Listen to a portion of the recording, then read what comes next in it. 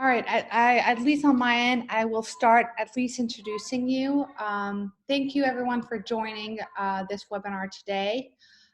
This webinar today is focused on the federal emergency relief programs and the local programs that the state is offering. Our speaker today is Kerry Spillane. She is a small business advocate from the governor's office. She will give us a presentation.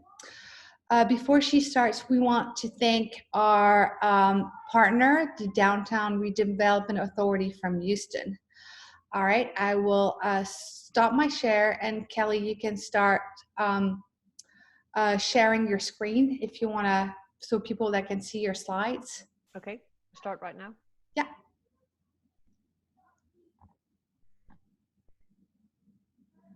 Sorry now, where are we?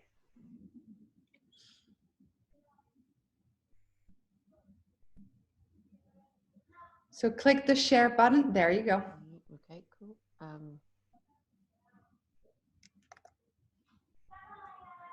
Okay, so how's that looking? Is that okay?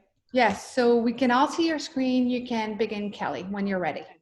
Cool, well, thank you for having me. Thank you for inviting me to participate. I would just like to say again, I'm the small business advocate for the state of Texas. I have been a small business owner as well as an economic developer. So I understand what it's like to be on the side of the fence of the small business. And I have a personal passion and interest in working with small businesses to help them grow and face challenges.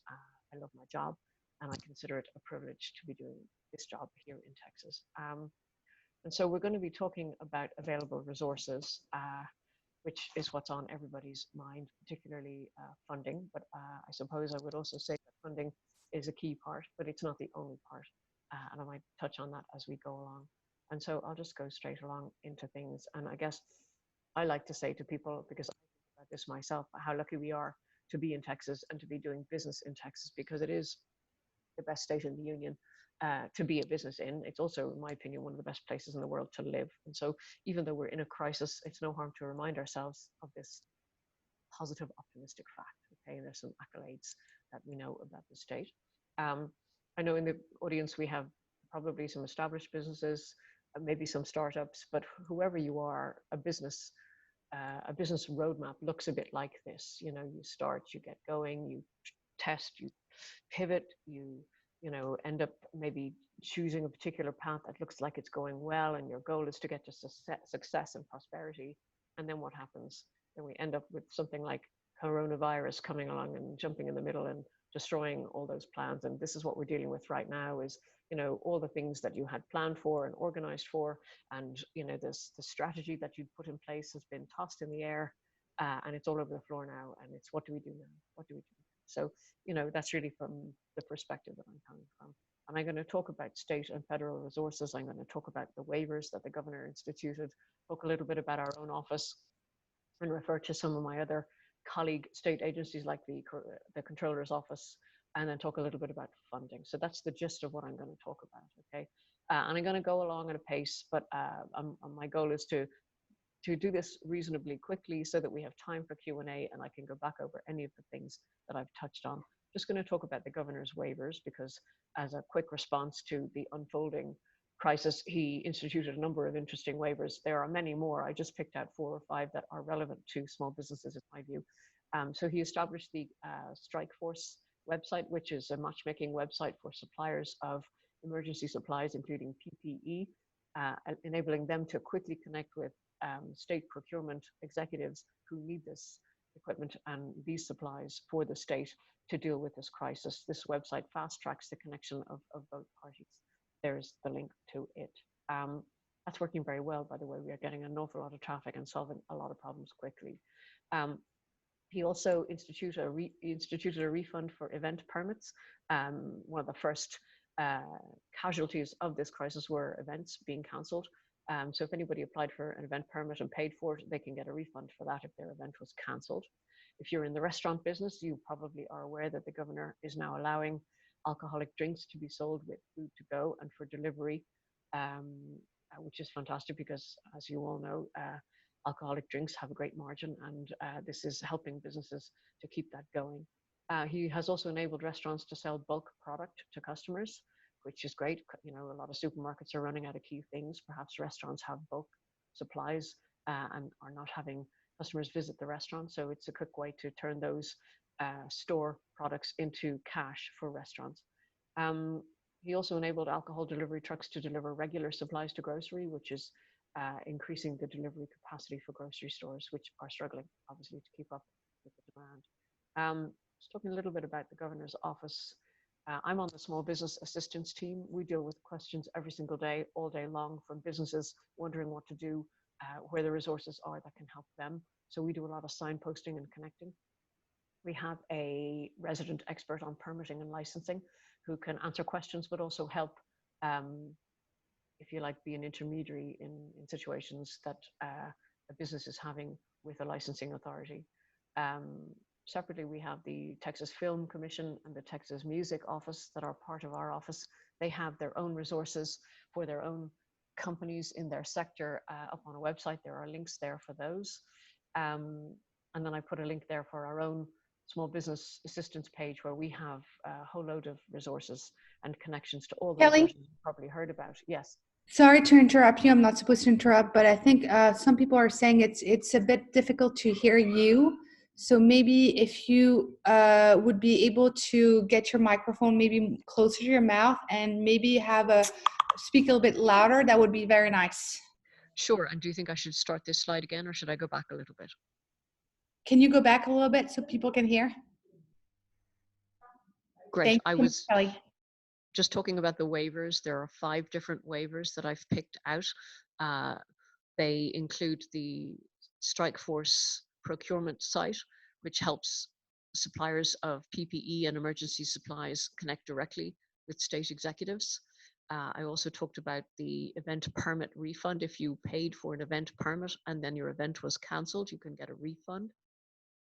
For people in the restaurant business, there was a waiver that allows you to sell alcoholic drinks with food to go and food for delivery orders. It also enables restaurants to sell bulk products to customers. As you know, supermarkets are struggling to keep up, and it may be that restaurants have supplies that customers might want to pay money for. So that's enabling that to happen. He also instituted a waiver to allow alcohol delivery trucks to deliver regular supplies to grocery stores. As you know, just made that point that grocery stores are struggling to keep up, and this increases the delivery capacity. So the governor's office has a number of different teams dealing with the different sectors. I'm on the small business assistance team. We have several people who can answer questions on the phone or through email. We also have a resident permitting expert. Separate to our team, we have the Texas Film Commission, who look after the film industry in Texas. There's a link to the specific resources there. The Texas Music Office looks after the music industry, and again, a separate link to potentially relevant resources for musicians and those in the music industry. I have a link to our small business assistance pages there as well. We have a wealth of connections to all of the current new coronavirus resources for business. Comment on a few other resources. Again, for those in the restaurant business, the Texas Restaurant Relief Fund has been established and is offering $5,000 grants. You can find that on our website there. You can get to it through the link above that. The Texas Department of Licensing and Regulation has instituted a lot of changes to enable a number of activities to happen. So there's licensing amendments. If that's a concern for you, you can go on that link there to that department and they can help you. The U.S. Chamber of Commerce has a number of guides for disaster preparedness. There are, like I said, there are a number of them. You can click on that. It's useful for communities, for small business, and so on. So just a quick comment on the Comptroller's Office, who collects the taxes for the state, sales taxes and franchise taxes and so on. The comments that I have there really just reflect that the Comptroller's Office is taking a flexible approach. He's working with small businesses that are struggling to pay their taxes on time, or maybe dealing with a contested audit and looking for a hearing. Stay in touch with the Comptroller's Office, but there's a lot of flexibility to try to address the challenges that are currently existing. So I'm just going to talk about the new SBA economic injury loans. You may be aware of these. There's been a lot of talk about them. The loans are up to 2 million. You must pay attention to this. There is a $10,000 forgivable advance, so that if you apply for an economic injury loan, you can tick a box saying that you would like to receive a $10,000 forgivable advance. Once you submit your application, you should get that advance in a couple of days. And even if you don't get approval for a loan, you can still get that advance and you can keep it and not have to pay it back. I think that's great. There's a lot of information there about the terms and around the loans and so on. And again, we can talk about that if anyone has questions. And I'm sure that Eleanor is going to circulate my slides so you can read it at your leisure. Okay. The new CARES Act is like an amendment to the economic injury loan offer. It offers additional programs. A very interesting one is the Payroll Protection Program that enables companies to get a loan against 2.5 months worth of payroll costs. Apparently, under certain circumstances, that loan is forgivable too. So if you keep those employees that you have accounted for in your loan application, you can have that entire piece of your loan forgiven, which is really powerful. Again, there's information there you can look at your leisure, or I'm happy to answer questions if you have particular issues to do with your own business. Okay. I'll pause for a minute and just say that for both the economic injury loans and the payroll protection program and other aspects of the CARES amendments, you can reach out to your small business development center and they will help you with your application for those loans. And I would strongly recommend that you deal with them. They're the experts in how to do it right. They can save you time and get you access to that funding quicker because you'll do a perfect application with their help. So I think somewhere in this presentation is a link to find the Small Business Development Center near you. I know that not every business is going to apply for those EIDL loans or the amendments, or they may apply and not get it. And so many businesses are going to need another funding source. And I'm just talking here on this slide about community development financial institutions. These are private nonprofit lenders. They're dedicated to serving businesses and communities that may not be served by conventional lenders. So they have a broader view on who they'll lend to and how they'll lend. I've named 3 of the entities that I've dealt with a lot just there: People Fund, Lift Fund, BCL. There's also a link to all of the CDFIs across Texas. And again, it's well worth talking to them. Not only do they lend money, but they will help businesses figure out strategies, address other challenges. They do training, they do webinars. They're just a fantastic resource. So also check out your local resources. I know that the City of Houston is a sponsor or one of the stakeholders of this program. So I have a link to their the City of Houston small business resources there. You can talk to chambers of commerce, regional partnerships, and cities have economic development teams as well as small business assistance teams. I know that several cities have their own grant programs, so it's well worth connecting with them. I'm just throwing this in here now because we are in a social distancing, self-isolation mode right now, and a lot of business has gone online that wasn't online before, and those that are online are seeing growth. And so these are links to the different major players online for their free training to help you become better at selling on their platforms. And for Facebook, there's also a link to Facebook grants. I think they're giving grants for small businesses. I think it's $8,000 to $10,000 per business, which is interesting and worth looking at. So this is an interesting free set of training resources, but also a link to the Facebook grants. Like I said earlier, it's well worth getting help and support if you're going to apply for those EIDL loans and the Payroll Protection Program. The link to the Small Business Development Centers is here towards the end of this slide. You can click on that and find the one nearest to you. SCORE is a free mentoring service. They're across the state. They have experienced executives willing to help businesses for free. I have had amazing experiences with this organization, and they have a fantastic panel of experienced people just waiting to help and give back. And you should take advantage of both of those resources to help you figure out challenges, but also to help you apply for those loans if you decide that's for you. So that's a skip through the presentation. Thank you for listening. I think a lot of what I had to talk about was resources in the form of money and funding, which of course we all need. I did want to just comment that that's only part of the challenge. The other part of the challenge is figuring out your strategy. What are you going to do differently now that you find yourself in this unprecedented time? Communication is critical. Communication with your stakeholders, whether they are your suppliers, your landlord, your utility companies, communication with your staff, collaborating with them. Your staff can often be a great resource for good ideas as to how to tackle problems, address challenges. I would suggest you keep really good paperwork for this time. You may need it to build a business case, whether it's with an insurance company or an economic injury loan. Look at cutting costs where you can.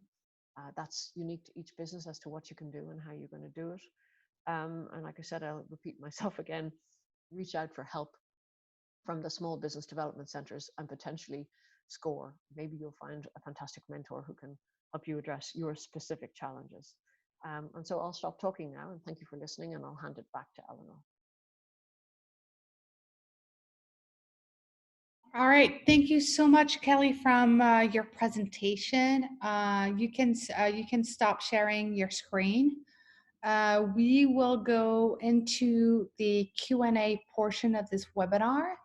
So do not hesitate to type your questions in the Q&A section, and Kelly will try to answer them all.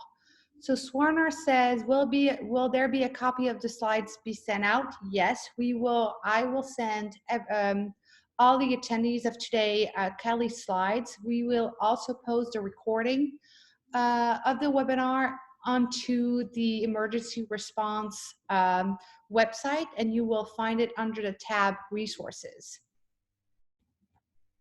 All right, first question from Marlana. Can you give any insight about payroll tax relief? Well, and Kelly, keep your mic under your ear, yeah, so people can hear you. Okay, cool. So I can give you a piece of insight that you don't want, which is that I'm not an expert in that. However, there is all the information you need online to take a look at that. You can find links to that on the website link that I gave you to the Office of the Governor's Small Business Coronavirus Resources. You can also, my email address is at the end of the slides. You can email me directly and I can help you get straight to that information. But there is a lot of information about what that is and how you can use that. I would also recommend that you speak to your CPA, whoever does your year-end taxes. If you do it yourself, that's fantastic. And I can help you find your way to the right information. But it is a little bit complex, and it is also probably unique to your business. So I'm not skirting that, I'm being honest with you. All right, we do have time for a lot of questions, so do not hesitate to ask Kelly questions, or you can ask myself questions.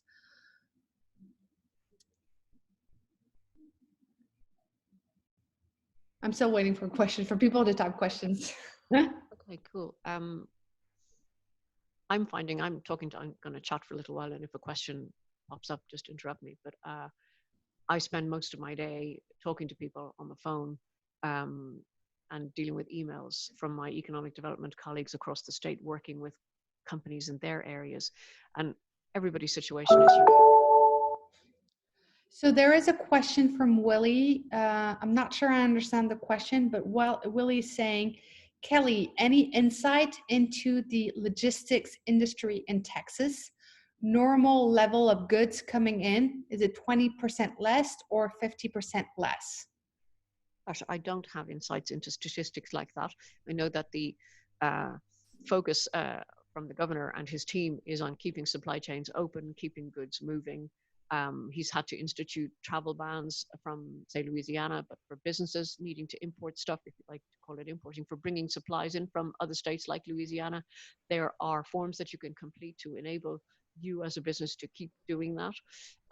I would like to say that there is no reduction in supplies coming into the state because all efforts are going to keeping that open. I think what we're seeing is that people are behaving differently. People are buying more, people are hoarding. And so supermarkets are looking like they're undersupplied, but it's really that we're all buying a lot more stuff than we have been. Okay, there is another question from Shayna. I can actually answer that question, but Kelly, if you know the answer, you can answer that question too. So Shayna says, did I understand correctly that even if we are not approved for the idle disaster loan, we could receive the emergency 10K advance?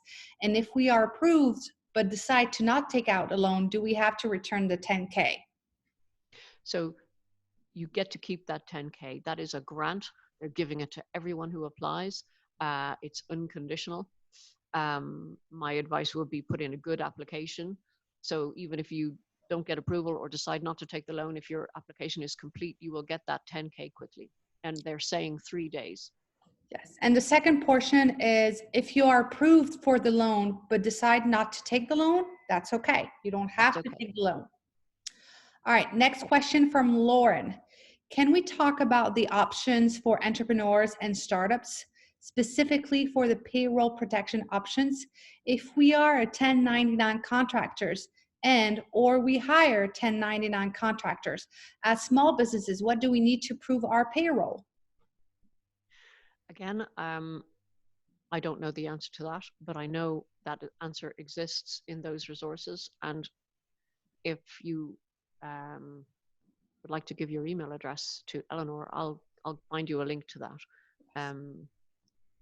I have a start of an answer for that, Lauren. So under the PPP, contractors are considered into the pool of your employees. Therefore, I mean, it's contractors, part-time employees, full-time employees. Therefore, when you go to your bank and who will be normally an approved SBA lender for the PPP, discuss about the contractors. But from our end, from our perspective, your contractors, you are eligible for that PP program, even though you have contractors. I hope that answers your question. Next question from Eric.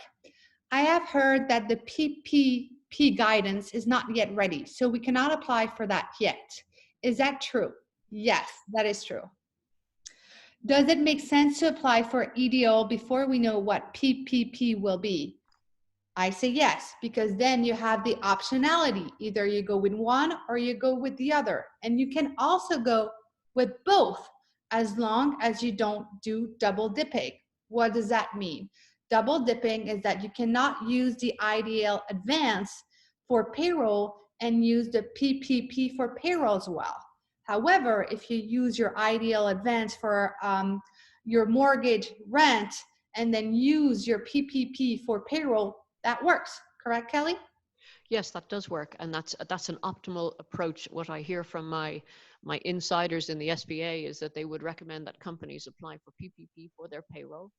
That program will cover you for 2.5 months worth of payroll costs that you can evidence sometime between February 15th and the end of June. If you keep those people on your payroll after that time period, that loan is forgivable. So my advice would be apply for that, try to keep those people on your payroll, then you get to keep that money. And then separately, like Eleanor just said, apply for the idle loan for the other costs that will cover. And then you're not double dipping and you're optimizing what's available to you. Yes, and you don't have to use the loan. You get the 10K grant, but that doesn't mean you have to take the loan. You always take, I mean, really in the end, if you sign, then you take the loan. You don't have to sign it. We have a question from Rick. We have built up a good cash position, and is it your belief that we will need to burn through that before we are qualified to apply for the PPP? we would prefer to keep cash just in case something else arises. Yes, keep your cash and apply for the PPP. We have another question from Paula. Kelly, do you feel that we will see some loosening up of the disruption on insurance holes, if you will, that we are seeing from our business disruption insurance policies? Is the governor looking to change that? I'm not aware that he is. However, I know that the Texas Insurance, I can't think of their proper name now, but there is a state insurance overseer. They are worth contacting if you have questions about this. I was on a call where they were speaking, and I would say that I don't know that there's any change planned, but that they are a resource for people to address these questions. We have another question from Willie. Can small companies owned by PE and VC benefit from IDEAL and PPP? I believe they can. I would suggest that you get help from the Small Business Development Center to help articulate your story. Okay. I've had companies ask me this before. I think you need to get the advice of those experts as to how to position your needs. You need to demonstrate that you've been injured by this economic disaster, and that is the number one thing that you'll need to evidence. The second thing is that these resources are being put in place to help companies keep their staff and keep people employed. So those are the two objectives of the people on the lending side. But I would suggest that you get help in positioning your case. We have another question from Brendan. Thank you for the 1099 contractors answer. Where can we find more information?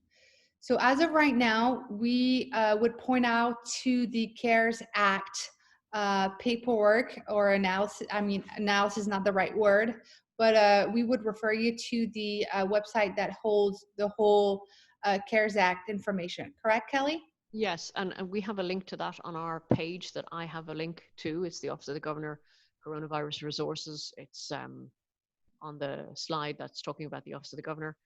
It's after the waivers. And if you click that link and you get to that page, it's down the right-hand column.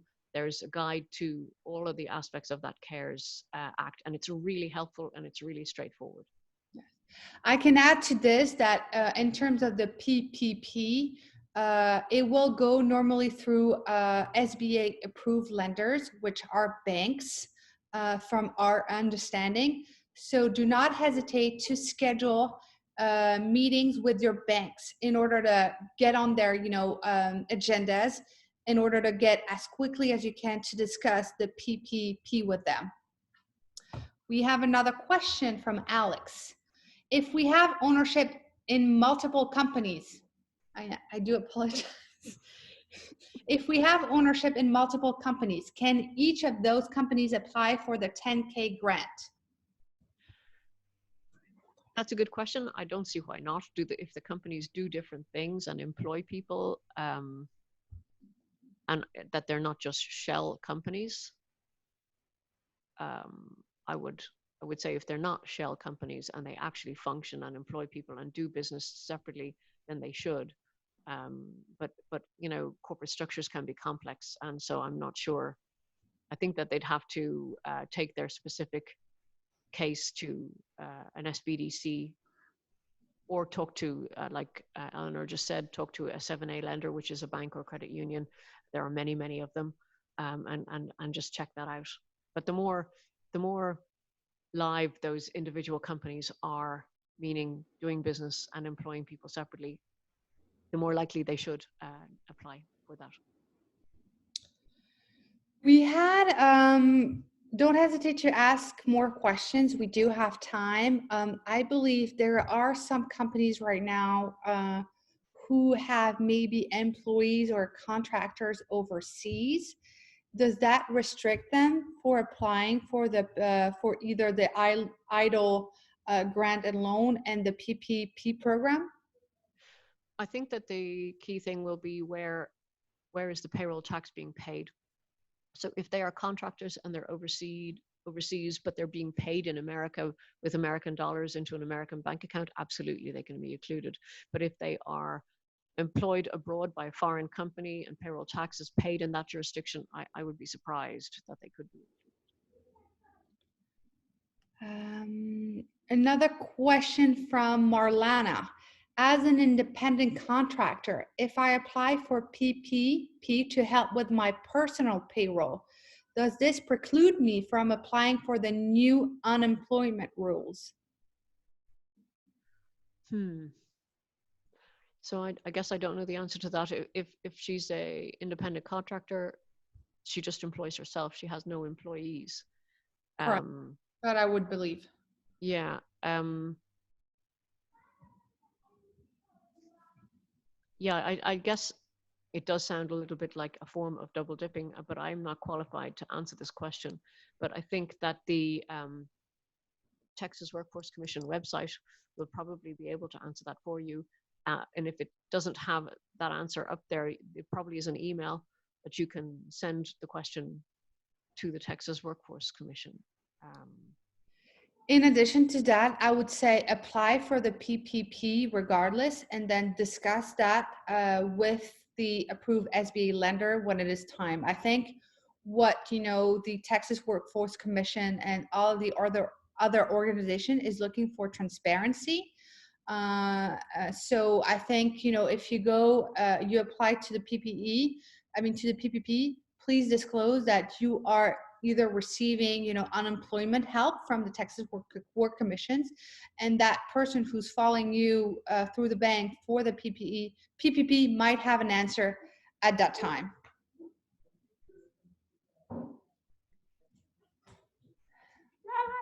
Oh yeah, right. I'm sorry. Any other questions do we have?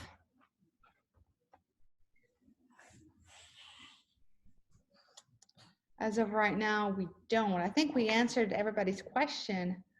I